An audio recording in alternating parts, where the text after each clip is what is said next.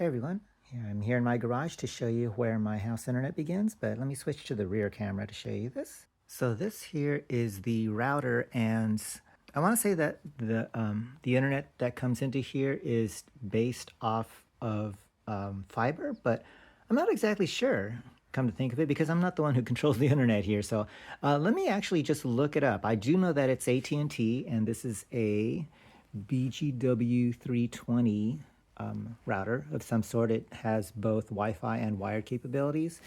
And you see that there is one coax cable coming out of the back. That's just the power connector there.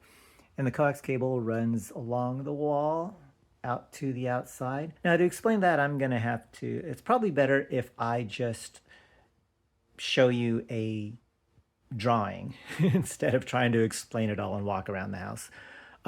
Be warned though that I am not an artist, but let me see if I could explain it the best I can. Did I mention that I'm no artist? Anyway, here's a drawing of my home which is actually wrong, but it's good enough to illustrate the points I want to make. First of all, I just rent a room in a house along with 4 other people and/or couples. Second of all, our landlord is one of those not exactly tech-literate kinds of people. Keep that in mind. This is important. The router is here in the garage, drawn in blue. Wi-Fi signals, in case you didn't know, not only get weaker with distance, but they also get weaker the more walls they have to travel through. That makes putting the router here in the far corner of the garage what people in the tech industry like to call a bad idea. This is evidenced by the fact that many of my fellow housemates often complain about bad signals and video stuttering and sometimes even random disconnects, because of course they do. Look at where the router's located. Our landlord, however, insists that the router cannot be moved any place that makes more sense, such as, I don't know, like the center of the house.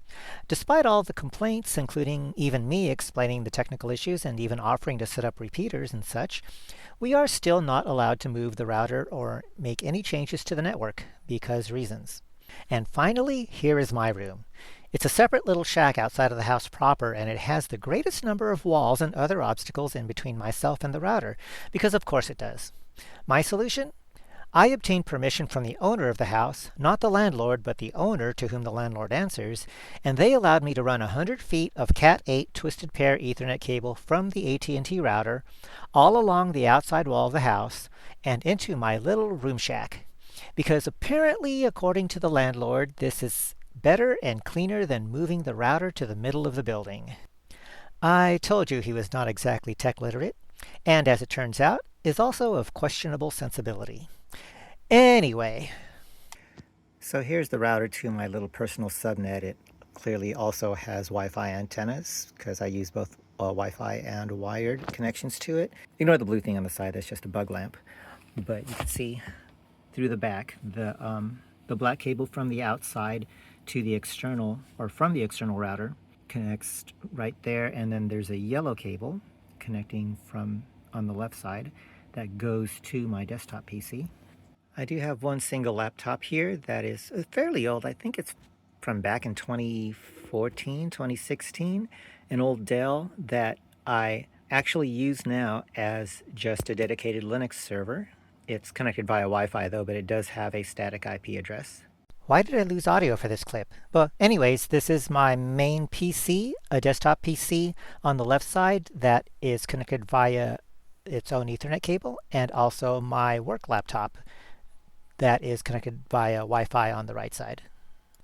Both of these systems exist on my own little subnet that is off the router that I showed you earlier, and they are both using DHCP, so they have dynamic IP addresses, which is fine since neither are used as a server. What the heck? Another video clip that got cut short and lost the audio. But anyway, so this is just a quick view of the back of my desktop PC. You could see the Ethernet cable in yellow connected to the Ethernet connector in the back in RJ45.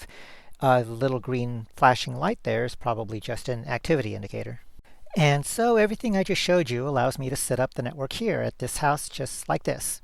All of my housemates have their own network from which they have access to the internet.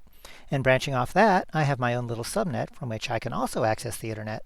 However, our ISP's router protects everyone from access from the general public, but my own personal router further protects all my devices from the general public, but also from all my housemates. Not that any of them are tech savvy enough to try and hack me, but the overhead's negligible, so why not? Technically, I do have a few ports open on that Linux server that I showed you, including a web server and also secure shell access, both of which I provide to Startup Club members who want it. They're both accessible via port forwarding through non-standard ports on the AT&T end, and then on through to my personal router to the server laptop.